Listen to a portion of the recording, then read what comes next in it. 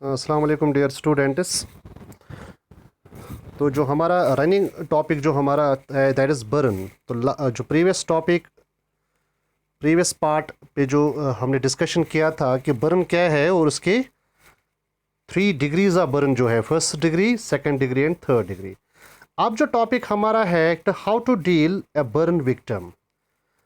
जो burn victim जो है उसको हमें किस तरह फर्स्ट एड प्रोवाइड करना है, जो लाइफ सेविंग प्रोसीजर होता है बर्न विक्टिम के लिए वो क्या है, किस तरह हम एक बर्न विक्टिम को एट द हॉस्टाइल एनवायरनमेंट पे जहां उसकी जो बर्न हुई है वहां पे हम उसको किस तरह फर्स्ट एड प्रोवाइड कर सके ताकि हम उसको हॉस्पिटलाइज ट्रांसपोर्ट कर सके। तो फर्स्ट एड एक बर्न विक्टिम के लिए क्या है उस पर हम डिस्कशन आज करेंगे। देखिए बेटा, सबसे पहले हम बात करेंगे जो ऊपर लिखा है, सबसे पहले आपको क्या करना है, extinguish the flames by pouring water. तो पहला मेथड हमारा ये है, जो हमें क्या करना है, एक्सटिंग्विश फ्लेम्स। सबसे पहले जो उसके कपड़ों पे जो फ्लेम्स होते हैं उनको हमें एक्सटिंग्विश करना है बाय पोरिंग वाटर से।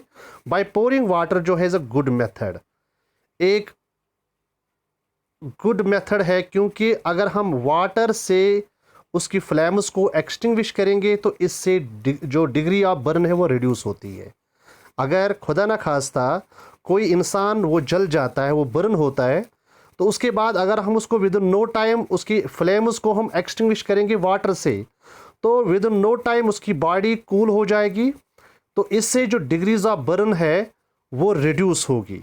मगर कभी कभार if water is not available, अगर उस एनवायरनमेंट पे वहाँ पे जहाँ पे जो ये बर्न हो रहा है वहाँ पे वाटर अवेलेबल नहीं है, तो जब तक आप वाटर को जो हम उसको ढूंढेंगे कि वाटर कहाँ पे है, वाटर को एफर्ड करेंगे, वाटर को हम अवेलेबल करेंगे, तब तक उस विक्टिम की डेथ हो सकती है। इसलिए क्या करना है, अगर वाटर अवेलेबल नहीं है तो दूसरा मेथड है then wrap the body with thick cloth, जो हम करते आए हैं।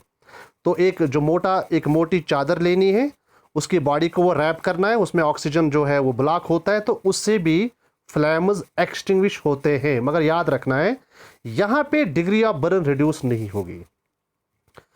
पोरिंग वाटर से डिग्रीज ऑफ बर्न रिड्यूस होती है। अगर सेकंड डिग्री ऑफ बर्न है, मतलब फर्स्ट डिग्री फर्स्ट लेयर उसका जल रहा है, अब सेकंड लेयर ऑफ स्किन जो डर्मिस है उस पर अब असर हो रहा है, मगर जब हम वाटर को पोर करेंगे उसकी बॉडी पे तो चांसेस है सेकंड लेयर बच जाने की। लेकिन अगर वाटर अवेलेबल नहीं है फिर भी हम फ्लेम्स को एक्सटिंग्विश कर सकते हैं। किससे, हम उसकी बॉडी को रैप करेंगे थिक क्लॉथ से, फ्लेम्स एक्सटिंग्विश होगी मगर डिग्री ऑफ बर्न रिड्यूस नहीं होगी। उसके बाद क्या करना है, pour water on burn area that will definitely reduce the degree of burn. उसके बाद जब फ्लेम्स एक्सटिंग्विश हुए तो हमें फिर देखना है कि बर्न किस स्पॉट पे है, कौन सा उसका लिम बर्न हो रहा है। तो उसके बाद बर्न एरियाज पे हम पावर वाटर करेंगे, हम वहाँ पे पानी डालेंगे, इससे भी बहुत ज़्यादा पानी डालेंगे, इससे भी डिग्री ऑफ बर्न रिड्यूस होती है। उसके बाद क्या करना है, remove tight clothing and constructive jewellery, ये ज़रूरी याद रखना है। जो वुमेन फोक है वो ज़्यादा ज्वेलरी पहनते हैं, अगर ये बर्न विक्टिम है तो ज्वेलरी को विद नो टाइम रिमूव करना है, क्योंकि ज्वेलरी या गोल्ड के होते हैं या हम आयरन की बात करें तो वो ज़्यादा फायर कैच करती है। अगर ये बर्न होगा तो इससे वो उसको फर्दर डैमेज कर सकते हैं, इसलिए उनको रिमूव करना है, या जो टाइट क्लोथिंग है उनको भी रिमूव करना है। Plenty of fluids to drink, ये यहाँ पे याद रखो। जो बर्न विक्टिम होता है एक्सटिंग्विश फ्लेम्स के बाद उसको आपको क्या करना है, पानी पिलाना है, बहुत सारा पानी उसको पीने के लिए देना है। ओआरएस बेस्ट ऑप्शन है, अगर ओआरएस अवेलेबल है घर पे तो हम ओआरएस उसको दे सकते हैं। अगर ओआरएस अवेलेबल नहीं है तो प्लेन वाटर भी हम उसको दे सकते हैं, क्योंकि जब एक विक्टिम जब वो बर्न होता है तो जो बॉडी का जो वाटर लेवल है वो कम होती है, इससे किडनी डैमेज होने का खतरा होता है। इसीलिए हम एक फर्स्ट एड के तौर पे जो बर्न विक्टिम होता है उसे हमें क्या करना है, उसको हमें plenty of fluids to drink, उसको हमें बहुत सारा पानी पिलाना है। शाबाश।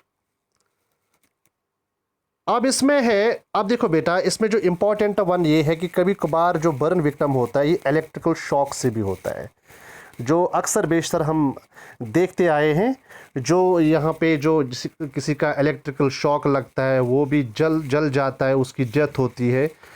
लेकिन सबसे पहले हमें ये पता चलना चाहिए कि जब इलेक्ट्रिकल शॉक होता है, देखो बेटा, ज़्यादातर इससे क्या होता है, इससे जो हमारा हार्ट होता है इरेगुलर होता है।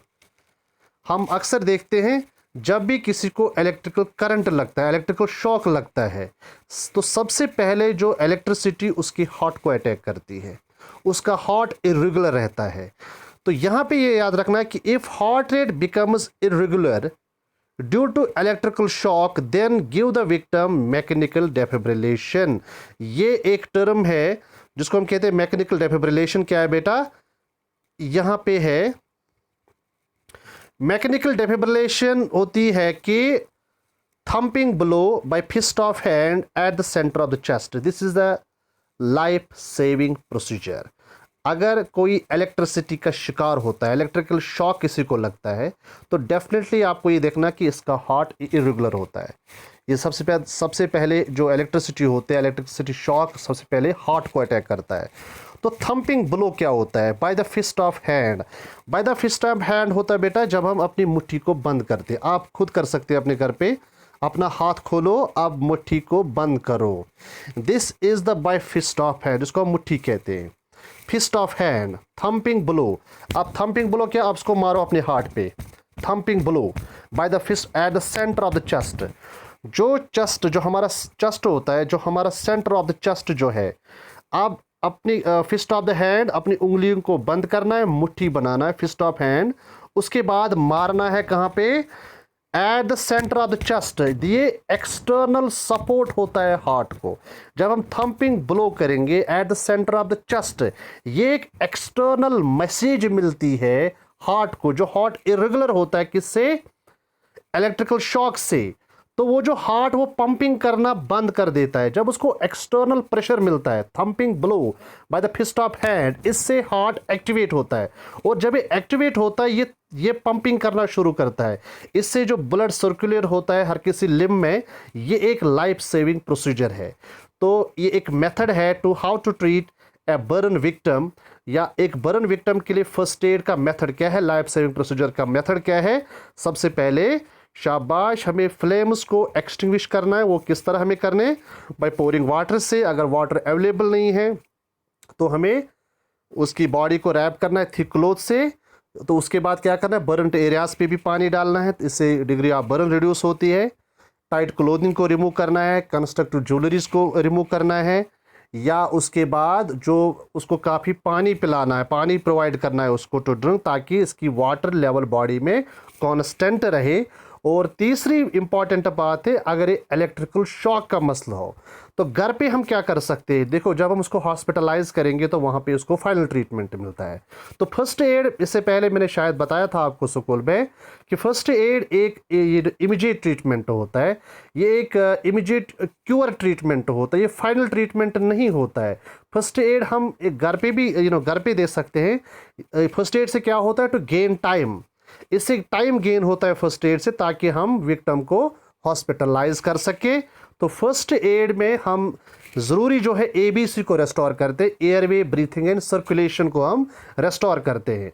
तो एयरवे, ब्रीथिंग एंड सर्कुलेशन को हम घर पे भी रेस्टोर कर सकते हैं। मैंने शायद आपको क्लास में बताया होगा किस तरह हम एयरवे को चेक कर सकते हैं, ब्रीथिंग को चेक कर सकते हैं और सर्कुलेशन को चेक कर सकते हैं। इसीलिए जो इलेक्ट्रिकल शॉक का मसला है, यहाँ पे हमें सर्कुलेशन का मसला होता है।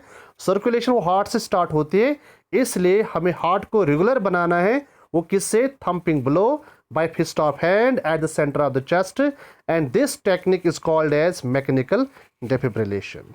Thank you.